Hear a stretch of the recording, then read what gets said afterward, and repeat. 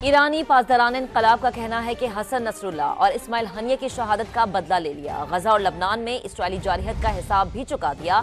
Supreme leader خامنہئی نے خبردار کیا کہ اگلا حملہ اس سے زیادہ تکلیف دہ ہوگا۔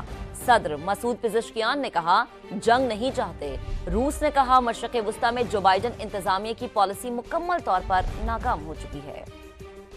حسن نصر اللہ اور اسماعیل ہنیہ کی شہادت۔ ایران نے غزہ اور لبنان میں اسرائیلی جارحیت کا بدلہ لے لیا۔ ایرانی پاسداران انقلاب نے اسرائیل پر سینکڑوں میزائل فائر کیے، 3 ایئر بیسز اور فوجی تنصیبات کو نشانہ بنایا۔ کہا ابھی خطرناک میزائل استعمال نہیں کیے۔ ایرانی سپریم لیڈر آیت اللہ خامنہئی نے خبردار کیا اگلا حملہ اس سے زیادہ تکلیف دہ ہوگا۔ ایرانی صدر نے کہا جنگ نہیں چاہتے، اسرائیل ہم سے نہ الجھے، کسی بھی خطرے کا منہ توڑ جواب دیں گے، یہ ہماری طاقت کا صرف ایک حصہ ہے۔ حماس کا بھی ایرانی حملے کا خیر مقدم، اسرائیل پر میزائل داغنے کو بہادری قرار دے دیا۔ کہا عرب ممالک اسرائیل کا مقابلہ کرنے کے لیے متحد ہو جائیں۔ ایرانی وزیر خارجہ عباس قرانچی کا کہنا ہے UN چارٹر 51 کے مطابق اسرائیل کے خلاف دفاع کا حق حاصل کر لیا۔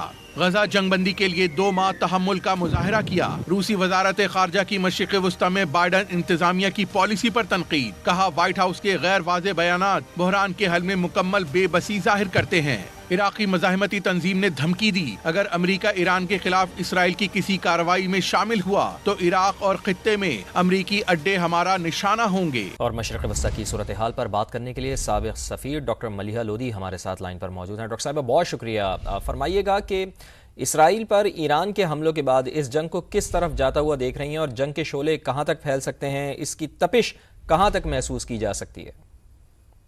بہت ہی پہلے سے زیادہ سیریس ہو گئی ہے، اور اب خدشہ یہی ہے کہ نہ صرف یہ جنگ جو ہے یہ اور شدت اختیار کرے گی بلکہ یہ جنگ پورے خطے میں بھی پھیل سکتی ہے۔